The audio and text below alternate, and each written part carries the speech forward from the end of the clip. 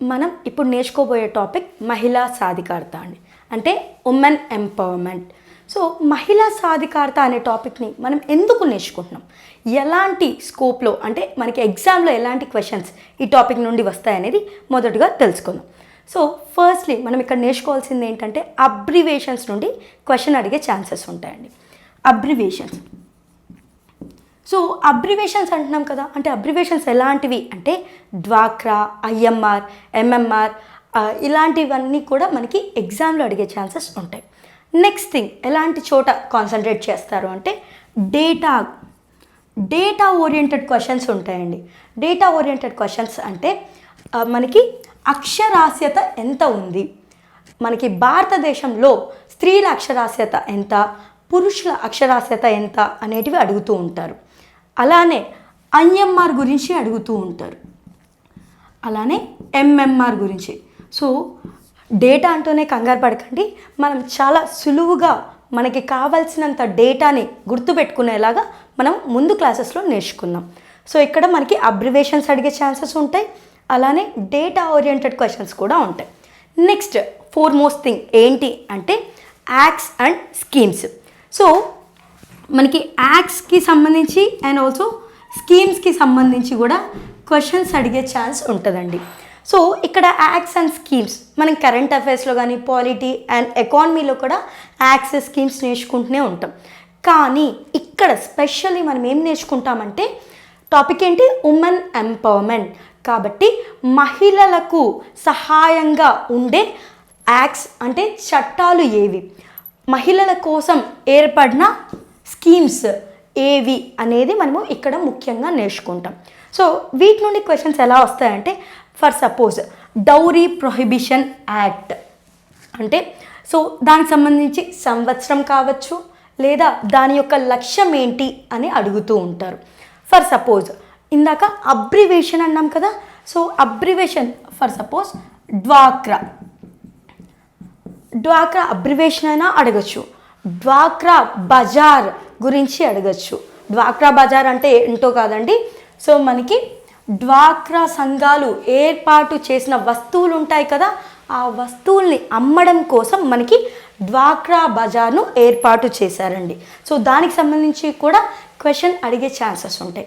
అలానే డ్వాక్రా సంఘాల్లో ఎంతమంది సభ్యులు ఉంటారు అని ఇలాంటివి ఒక పర్టికులర్ పాయింట్ మీద క్వశ్చన్స్ అడిగే ఛాన్సెస్ ఉంటాయి.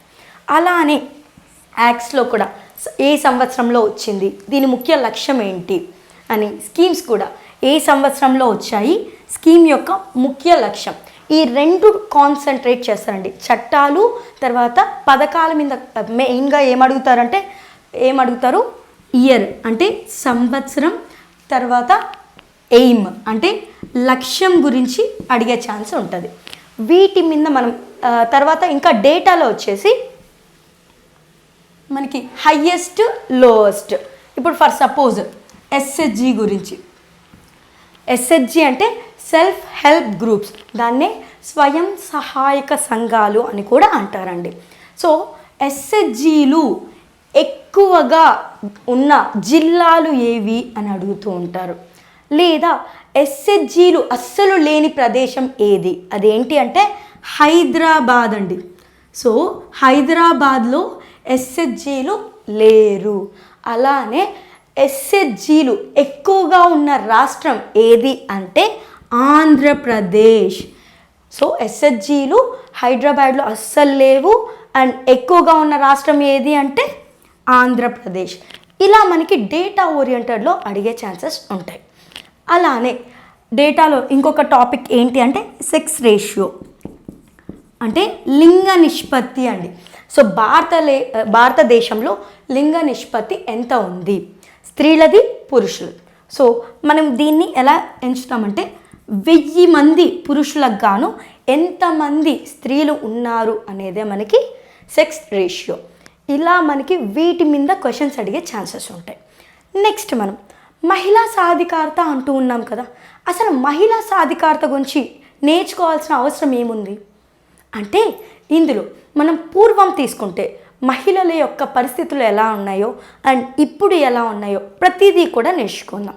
సో మనం వీటి గురించి తెలుసుకుంటేనే అసలు ఈ చట్టాలు ఎందుకు వచ్చాయి, పథకాలు ఎందుకు వచ్చాయి, అసలు మహిళా సాధికారత అనే అంశం మన ముందుకు ఎందుకు వచ్చింది అనేది తెలుసుకోగలం.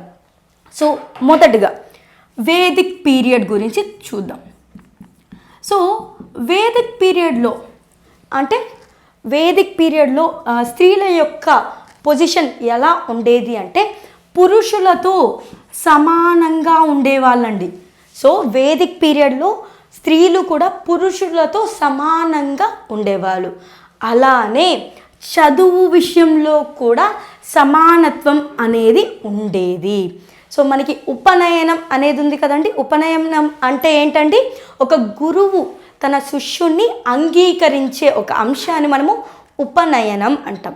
సో ఇందులో పురుషులే కాదు స్త్రీలు కూడా పాల్గొనే ఒక అంశం మనకి వేదిక్ పీరియడ్లో ఉంది. అలానే అమ్మాయిలు కూడా వేదాలని నేర్చుకునేవారనమాట. ఇలా మనకి వేదిక్ పీరియడ్లో స్త్రీలకు సమానత్వం అనేది ఇచ్చారండి. కానీ ఒక్క అంశంలో ఇక్కడ డిఫరెన్స్ ఏముంది అంటే ప్రాపర్టీ, అంటే ఆస్తుల విషయంలో.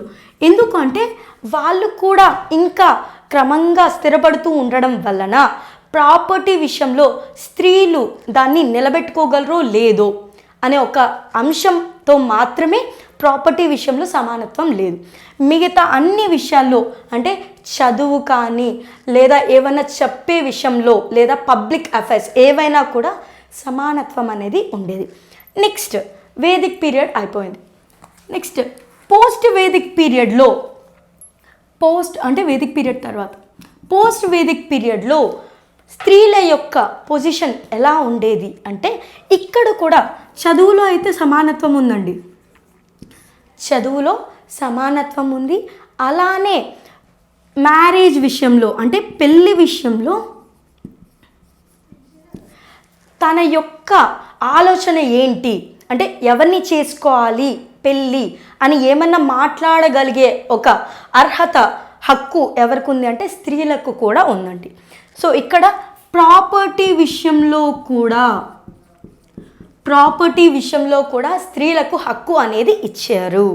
సో మనకి పోస్ట్ వేదిక్ పీరియడ్లో ఏమిటంటే పురుషులతో పాటు స్త్రీలకు కూడా చదువుకునే అంశంలో సమాన హక్కు లభించింది. అలానే మ్యారేజ్ పెళ్లి విషయంలో కూడా తన యొక్క ఒపీనియన్ ఏంటి అని చెప్పే ఒక అర్హత హక్కు అనేది ఉందండి. అలానే ప్రాపర్టీ వేదిక్ పీరియడ్లో ప్రాపర్టీపై సమానత్వం లేదన్నాం కదా, ఇక్కడ పోస్ట్ వేదిక్ పీరియడ్లో మాత్రం ప్రాపర్టీ ఆస్తుల మీద కూడా వాళ్ళకి అర్హత అనేది ఉంది. అలానే మనం ఇక్కడ ఏం చెప్పచ్చు అంటే కపుల్స్ ఉంటారు కదా, అంటే భార్యాభర్తలు ఇద్దరూ కూడా ఏమవుతారు ఇంటికి ఓనర్లేనండి. సో మనం ఇప్పుడు ఏమంటున్నాం ఇంటికి పెద్ద నాన్న అంటున్నాం కదా, కానీ ఈ టైంలో ఏంటి అంటే భార్యాభర్తలు ఇద్దరూ కూడా ఇంటికి పెద్దగానే ఉండేవాళ్ళు అనమాట. ఇలా అప్పట్లో మనకి స్త్రీలకు సమానత్వం అయితే ఉంది. కానీ రాను రాను కాలం మారే కొద్దీ ఏమవుతూ ఉందంటే ఆ సమానత్వం అనేది తొలగిపోతూ వచ్చింది. నెక్స్ట్ పీరియడ్ గురించి డిస్కస్ చేసుకుందాం. సో ఇప్పుడు Vedic period post Vedic period ఇవి రెండు కూడా అయిపోయాయి కదా. నెక్స్ట్ పీరియడ్ గురించి discuss post Vedic period. So post Vedic పీరియడ్లో అమ్మాయిల యొక్క పొజిషన్ ఎలా ఉంది ఇప్పుడు డిస్కస్ చేసుకుందామండి. అంటే స్త్రీలను అసమానంగా చూసేవారా లేదా సమానంగా చూసేవారా అనేది డిస్కస్ చేద్దాం. సో పోస్ట్ వేదిక్ పీరియడ్లో ఎలా ఉండేది అంటే ఇక్కడ కూడా చదువు విషయంలో ఈక్వాలిటీ అనేదే ఉండేదండి. అలానే వేదిక్ పీరియడ్లో మనం ఏం డిస్కస్ చేసాం, ప్రాపర్టీ విషయంలో అమ్మాయిలకి అసమానత్వం అనేది ఉండేది అన్నాం కదా. బట్ ఇక్కడ వచ్చేసరికి ఇక్కడ లేడీస్ కూడా ప్రాపర్టీని హ్యాండిల్ చేయగలగా ఒక హక్కుని దొరికింది. సో ఇక్కడ ప్రాపర్టీ విషయంలో కూడా సమానత్వం అనేది వచ్చింది.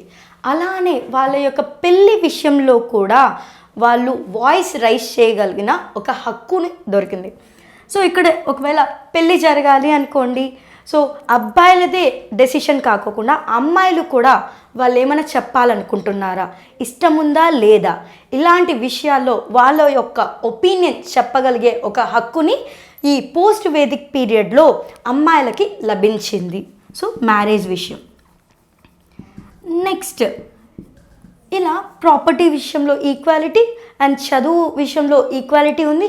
మ్యారేజ్ విషయంలో కూడా వాళ్ళు ఏమన్నా చెప్పగలిగే ఒక హక్కుని వచ్చింది.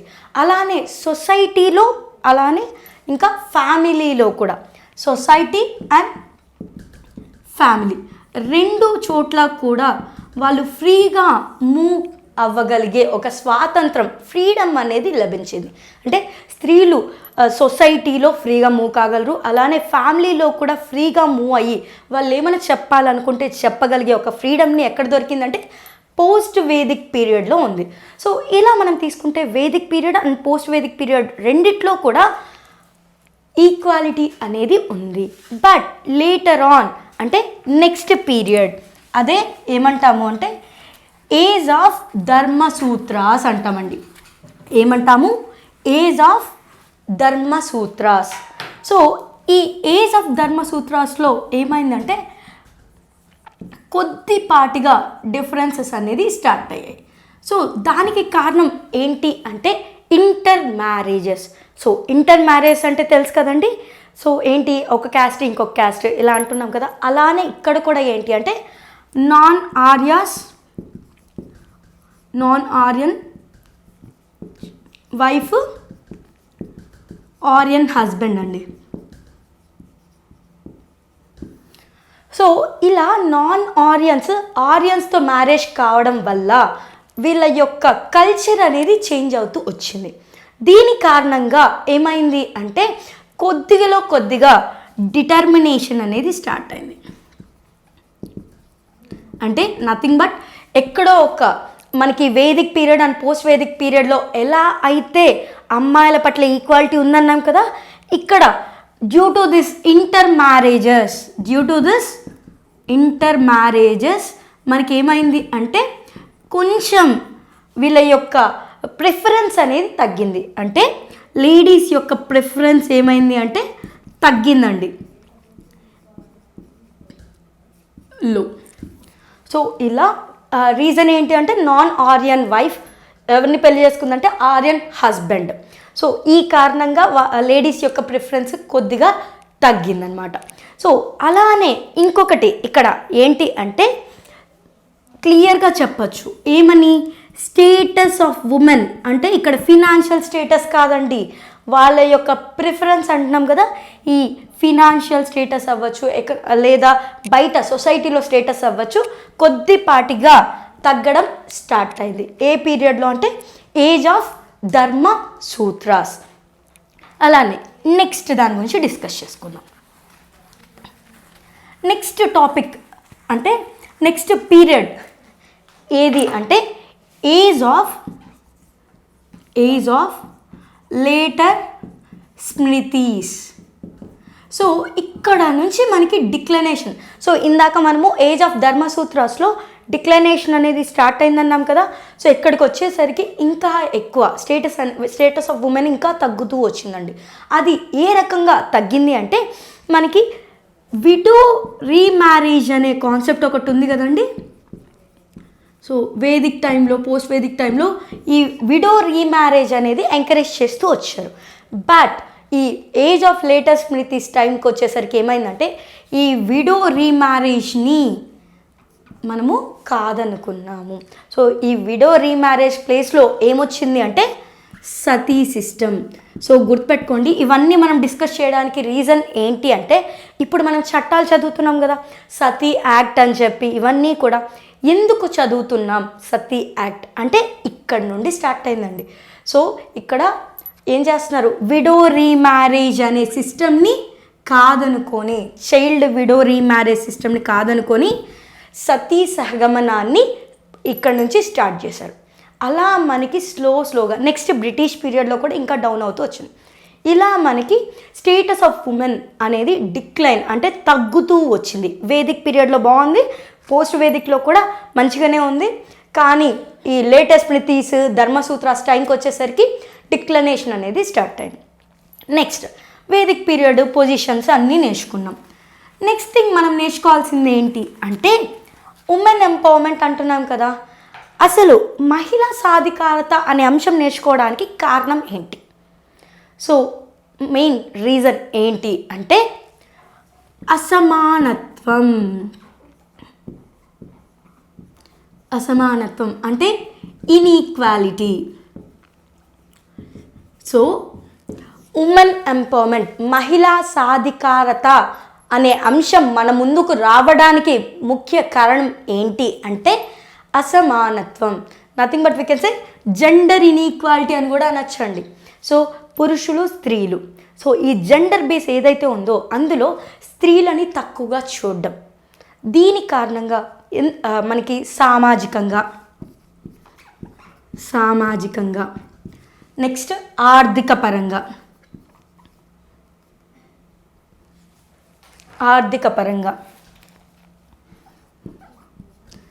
సంస్కృతి అంటే కల్చర్, నెక్స్ట్ రాజకీయ.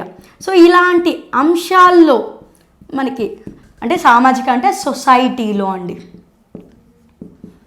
ఆర్థిక ఎకనామికలీ, సాంస్కృతిక కల్చర్,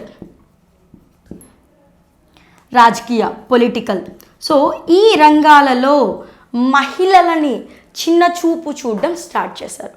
సో ఆ చిన్న చూపు ఉండకూడదు, వీళ్ళు కూడా స్వయంగా అభివృద్ధి అనేది ఉండాలి అనే ఒక ఆలోచనతోనే మనకి మహిళా సాధికారత అనే అంశాన్ని తీసుకొచ్చారు. నెక్స్ట్ ఇందాక అసమానతలు అన్నాము. సో అసమానతలు నేర్చుకునే ముందు ఇంకొకటి కూడా నేర్చుకుందాం.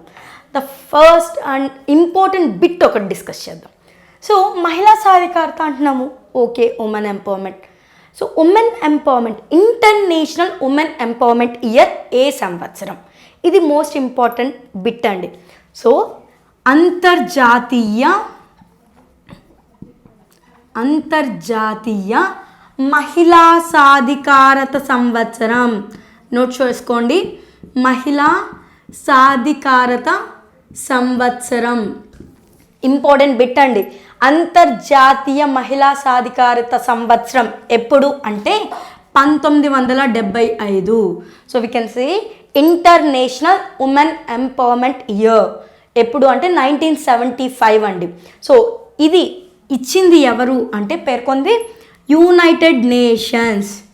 సో అంతర్జాతీయ మహిళా సాధికారత సంవత్సరాన్ని ముందుకు తీసుకొచ్చింది ఎవరు అంటే యునైటెడ్ నేషన్స్. అలానే ఇంకొక బిట్ ఏంటి అంటే మనం ఇంటర్నేషనల్ ఉమెన్ డే అంటే అంతర్జాతీయ మహిళా దినోత్సవం అంటున్నాం కదా. ఎప్పటి నుంచి సెలబ్రేట్ చేసుకుంటున్నాం? మార్చ్ 8 కదా. సో ఇక్కడ అంతర్జాతీయ మహిళా సాధికారత సంవత్సరం 1975లో కాబట్టి ఈ సంవత్సరం నుండి ప్రతి మార్చ్ 8న మనము అంతర్జాతీయ మహిళా దినోత్సవాన్ని సెలబ్రేట్ చేసుకుంటూ ఉన్నామండి. నెక్స్ట్ ఇంకొక bit, United nations decade for women. United nations decade for women, ఇవన్నీ ఇంపార్టెంట్ బిట్స్ అండి. United nations decade for women. Decade అంటే ఏంటి? దశాబ్ద కాలం అంటే 10 సంవత్సరాలు. సో ఇక్కడ క్లూ చూడండి, సంవత్సరం ఏది 1975. సో దాని తర్వాత నెక్స్ట్ 1976 నుండి 1985 వరకు, ఇది కూడా ఇంపార్టెంట్ బిట్ అండి. United nations decade for women ఎప్పటి నుండి ఎప్పటి వరకు అంటే 1976 నుండి 1985 వరకు. సో 3 బిట్స్ అండి. అంతర్జాతీయ మహిళా సాధికారత సంవత్సరం, తర్వాత తేదీ ఎప్పుడు, దినోత్సవం ఎప్పుడు, United nation decade for women ఎప్పటి నుండి ఎప్పటిదాకా అని. ఈ 3 కూడా బాగా గుర్తుపెట్టుకోవాల్సిన 3 అంశాలు. అలానే నెక్స్ట్ ఇంకొకటి కూడా డిస్కస్ చేసుకుందాం. సో మనము సాధికారత సంవత్సరం అని అయితే అంటూ ఉన్నాము, యునైటెడ్ నేషన్స్ అన్నాము. So first United nations world conference, so అంతర్జాతీయ మహిళా సాధికారత సంవత్సరం అన్నాం కదా. సో ఆ సంవత్సరం డిసైడ్ చేయడానికి ఒక కాన్ఫరెన్స్ అనేది జరుగుతుంది కదా అండి.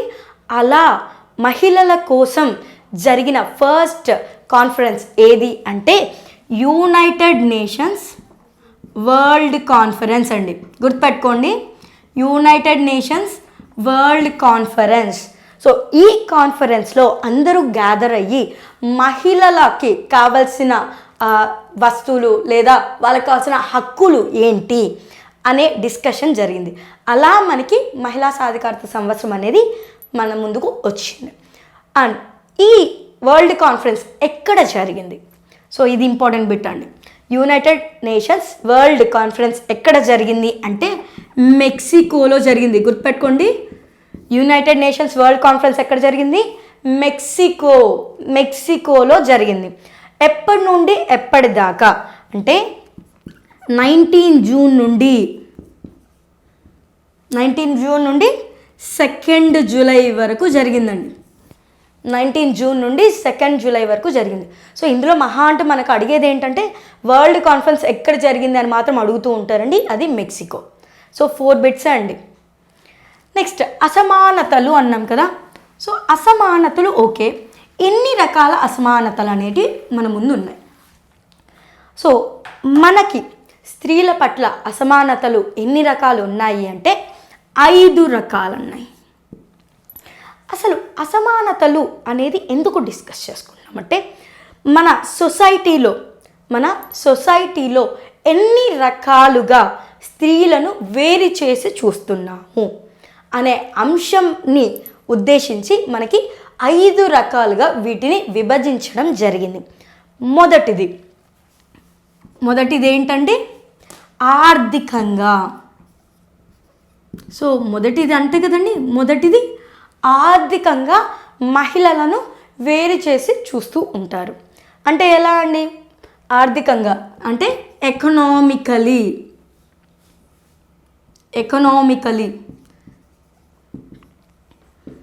సో ఆర్థికంగా మహిళల్ని ఎలా వేరు చేసి చూస్తారు? ఫర్ సపోజ్ ఆస్తుల విషయంలో కొడుకులకి హక్కు ఉంటుంది, కానీ కూతురు దగ్గరికి వచ్చేసరికి ఆస్తుల పట్ల హక్కు ఉండదు. సో ఇది అసమానత్వమే కదా. సో అలా అసమానత్వం అనేది ఉండకూడదు. ఆర్థికంగా ఆడవాళ్ళకి కూడా అంటే కూతుర్లకు కూడా సమానత్వం అనేది ఉండాలి, హక్కు అనేది కల్పించాలి అని చెప్పి మన ముందుకు చట్టాలు కూడా వచ్చాయండి. నెక్స్ట్ ఇది తర్వాత ఒక్కొక్కటి నేర్చుకుందామండి ప్రజెంట్ అయితే. సెకండ్ ఇది సామాజికంగా అంటే సొసైటీలో అండి సోషల్ ఇన్ఈక్వాలిటీస్ అంటూ ఉంటాం. ఓకేనా? సామాజికంగా అసమానతలు అనేది ఏమున్నాయి అంటే ఒకటి మనం ఇప్పుడు జనరల్గా సొసైటీలో చూసేటివే అండి. ఏంటి? రేప్స్. ఇంకేమున్నాయి? డొమెస్టిక్ వైలెన్స్ అంటే ఏంటంటే గృహహింస. డొమెస్టిక్ వైలెన్స్ అంటే గృహహింస. తర్వాత ఇంకా ఏమున్నాయి? సరోగసి అంటే అద్దె గర్భం. అద్దె గర్భం అంటే మంచిదే కదా, సరోగసి మంచిదే కదా, మరి దీన్ని ఎందుకు అసమానత్వం అంటున్నాము అనుకుంటున్నారా? సో మనం ఇప్పుడు ఏమవుతుందంటే అద్దె గర్భం మంచిదేనండి, కానీ అది స్లోగా కమర్షియల్ అవుతుంది కాబట్టి అది కూడా తప్పు అని చెప్పి అక్కడ కూడా అసమానత్వం అనేది ఉంది అని చెప్పి మనం డిస్కస్ చేస్తున్నాం. అలానే యాసిడ్ అటాక్స్, ఇంకా ఏమున్నాయండి? భ్రూణ హత్యలు అంటే ఏంటండి? అబార్షన్స్. సో ఇలా మనకి సొసైటీలో అసమానత్వం అంటే ఈ రకంగా ఉందండి. మనము సరే ఇవన్నీ అసమానత్వాలు అని చెప్తున్నాం, మరి ఇవన్నీ తొలగించడం కోసం ప్రభుత్వం ఎలాంటి చర్యలు తీసుకుంటుంది అంటే సో మనకి చూడండి, డొమెస్టిక్ వైలెన్స్ అంటే గృహహింస అన్నాం, మనకి చట్టం ఉంది కదండి, గృహహింస చట్టం. తర్వాత అబార్షన్స్ అంటున్నాము. సో అబార్షన్స్ ఎలాంటి సమయాల్లో చేస్తూ ఉంటారు అబార్షన్స్? సో మనకి సెక్స్ డిటర్మినేషన్ అనేది తెలిసినప్పుడు, అంటే నథింగ్ బట్ కడుపులో ఉన్నది అమ్మాయా అబ్బాయా అనేది, అంటే పిండం అమ్మాయా అబ్బాయా అని తెలుసుకున్నప్పుడు ఒకవేళ అమ్మాయి అంటే ఇష్టం లేకుంటే అబార్షన్ చేయించుకునే పరిస్థితులు చాలా ఉన్నాయండి. సో కాబట్టి దీన్ని అరికట్టడం కోసం మన డాక్టర్లు మన చట్టాలు ఎలాంటివి వచ్చాయంటే సెక్స్ డిటర్మినేషన్ అనేది అంటే లింగ నిర్ధారణ పరీక్ష అనేది తప్పు. ఒకవేళ అలాంటి సందర్భాలు వస్తే అవి చట్ట వ్యతిరేకమైన చర్యలు అని చెప్పారు. అలా అబార్షన్స్ని కూడా తగ్గించడం జరిగింది. Next rapes, acid attack. So ఈ రెండింటిని అరికట్టడం కోసం మన ముందు రీసెంట్గా కొన్ని చట్టాలు ఉన్నాయండి. సో అవి ఏంటి అంటే నిర్భయ చట్టం ఒకటి. సో నిర్భయ చట్టం అన్నాం, కానీ రీసెంట్గా ఇంకొక చట్టం కూడా వచ్చిందండి, అదే దిశా చట్టం. సో దిశా చట్టానికి ఇంకొక పేరు ఏంటి అంటే ఆంధ్రప్రదేశ్ క్రిమినల్ లా చట్టం అనేసండి. సో దీని ప్రకారం కూడా చాలా సివియర్గా ఎవరైతే నేరం చేసి ఉంటారో వాళ్ళకి ఉరి శిక్ష పడే ఛాన్సెస్ ఉంటాయి. అలా ఈ యొక్క అసమానతలని తగ్గించడం కోసం మన ప్రభుత్వం ఎన్నో చట్టాలని తీసుకురావడం జరుగుతూ ఉంది. నెక్స్ట్ ఆర్థికంగా అయిపోయింది, సామాజికంగా అయిపోయింది. నెక్స్ట్ మనకున్న అసమానత్వం ఏంటి అంటే విద్యాపరంగా ఏముంటుంది అని అనుకుంటున్నారా? సో ఫర్ సపోజ్ పూర్వం తీసుకోండి, అమ్మాయి అబ్బాయి ఇద్దరు పుట్టింటారు, ఇంట్లో ఉంటారు, కానీ ఒకవేళ ఫినాన్షియల్గా చాలా తక్కువ ఉంది డబ్బులు, అలాంటి సిచ్యువేషన్స్లో అబ్బాయిని చదివించడానికి ముందుకెళ్తారు కానీ అమ్మాయిని చదివించడానికి ఆలోచిస్తారు. ఒకవేళ చదివించాలి అన్నా కొంత మేరకు అంటే మన గ్రామంలో ఎంతవరకు చదువు ఉందో అంతవరకు చదివించి పై చదువులకి మాత్రం పంపించడానికి ఆలోచిస్తారు. అదే అబ్బాయిని అయితే పై చదువులకు కూడా పంపిస్తారు. ఇలా విద్యాపరంగా కూడా అమ్మాయిల వివక్ష అనేది ఉంది. నెక్స్ట్ ఏంటంటే రాజకీయ పరంగా అండి. రాజకీయ పరంగా ఏముంది, మనకున్న ఎమ్మెల్యేలు ఉన్నారు, ఎంపీలు లేడీస్ ఉన్నారు అనుకుంటున్నారా? సో పొలిటికల్గా ఫర్ సపోజ్ ఇప్పుడు 100 మంది ఉన్నారనుకోండి, 100 మందిలో మహా అంటే ఒక 5 మందో 10 మందో మనకి లేడీస్ ఉంటున్నారు. అలా చట్టసభలలో కూడా ఈ యొక్క అసమానత్వం వల్ల ఏం మాట్లాడాలనుకుంటున్నారు అనే విషయాన్ని కాన్సన్ట్రేట్ చేయడం తక్కువైపోయింది. అలా ఈ రాజకీయ పరంగా అసమానత్వం తొలగించడం కోసం మన ముందుకు వచ్చింది ఏంటి అంటే 33% రిజర్వేషన్. సో మనం అంటూ ఉంటాం కదా 33% రిజర్వేషన్ అని. సో ఈ 33% రిజర్వేషన్ రావడానికి కారణం ఏంటి అంటే రాజకీయ పరంగా మనకి చట్టసభల్లో కూడా పురుషులతో పాటు స్త్రీలు ఉండాలి, వాళ్ళ యొక్క సమస్యలను చర్చించడం కోసం ఎవరో ఒకరు ఉండాలి అని చెప్పి ఈ రిజర్వేషన్ని కల్పించడం జరిగింది. నెక్స్ట్ ఆర్థికంగా, సామాజికంగా, విద్య, రాజకీయ. నెక్స్ట్ ఏంటంటే ఆరోగ్యపరమైన అసమానతలు. సో ఆరోగ్యపరంగా ఎలాంటి అసమానతలు ఉన్నాయి అనేది కూడా డిస్కస్ చేద్దాం. హెల్త్ పరంగా ఏమి ఇన్ఈక్వాలిటీ ఉంటాయి అని అనుకుంటున్నారా? సో మనకు పూర్వం తీసుకున్నాం అనుకోండి, టీకాలు వేసేవాళ్ళు, అంటే nothing but vaccination. So vaccination వేసే టైంలో కూడా మనకి ఏంటంటే అమ్మాయిలు అబ్బాయిలు అని చెప్పి వేరు చేసి చూసేవారు. ఇలా మనకి 5 రకాల అసమానతలు ఉన్నాయి. నెక్స్ట్ ఒక్కొక్కటిగా మనము ఆర్థికంగా అంటే ఎలాంటి అసమానతలు ఉన్నాయి, అవి తొలగించడం కోసం మనకి ఎలాంటి చట్టాలు వచ్చాయి అని పూర్తిగా ఇన్ డీటెయిల్డ్గా తెలుసుకుంటూ వెళ్దామండి. సో ఇవి తెలుసుకోవడం వల్ల ఏమవుతుంది అంటే మన ముందు ఉన్న ఇప్పుడు నిర్భయ చట్టం కానీ, దిశా చట్టం కానీ, లేదా హ్యూమన్ ట్రాఫికింగ్ యాక్ట్, అక్రమ రవాణా చట్టం కానీ, ఇలాంటి చట్టాలన్నీ రావడానికి కారణాలేంటో తెలుసుకోవచ్చు. సో కాబట్టి ఇవన్నీ కూడా చాలా క్లీన్గా డిస్కషన్ చేసుకుంటూ వెళ్దాం ఒక్కొక్కటి.